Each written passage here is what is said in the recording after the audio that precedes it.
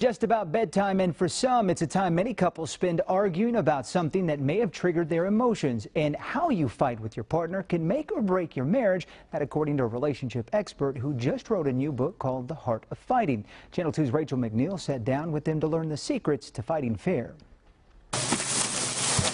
Whether it's household duties, who does more, who did this chore, who took out the trash, disciplining the kids, finances. I was the splurger, she's the budgeter. Most couples fight about something every now and then. We sat down with two Houston couples to find out what they fight about. Meet Sabrina and Trent, married 13 years and the parents of 2 boys. We fought probably much more than a lot of couples for the first 10 years, but now I feel like the experience of marriage plus age, we're both a little more mature these days, and so we can just walk away from things a little more easily than we probably could back when we just wanted to fight tooth and nail. Dr. Bob Wright says fighting can actually strengthen a marriage and lead to a healthy relationship. If you don't fight, you're not going to have a great relationship, period. But only if the couple learns to fight fair. Dr. Bob's new book, The Heart of the Fight, describes the 15 fights that will make or break a relationship. I'm not interested in saving marriages. I'm interested in making great marriages. The job is much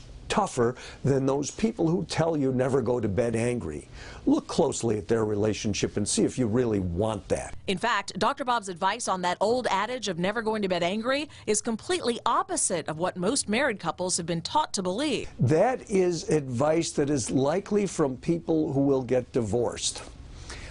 Because you can't honestly resolve all meaningful conflict right away. Resolving a fight too quickly, according to Dr. Bob, can lead to deeper resentment down the road. He says it's okay to suspend the fight and get back to it later. If we stay up and argue, we will argue ourselves into a bigger argument than if we just stopped, let it rest, and then woke up in the morning, and it's generally not even as big a deal as we thought it was.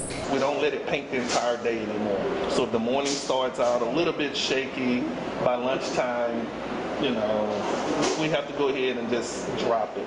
With nearly 35 years of marriage combined, these 2 couples have worked through many of the common fights that come along with marriage. But for those couples still working through the bumps in the road, Dr. Bob suggests keep fighting and offers these tips. Take 50% of the blame.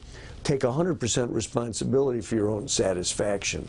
To learn to accentuate the positive and learn that you are going to have fights. If you're fully engaged, what better person to fight with if you know that marriage is about learning and growing? The biggest tip Dr. Bob offers for couples when they fight: assume goodwill. Know that your partner is not out to get you. I'm Rachel McNeil, KPRC Channel 2 News.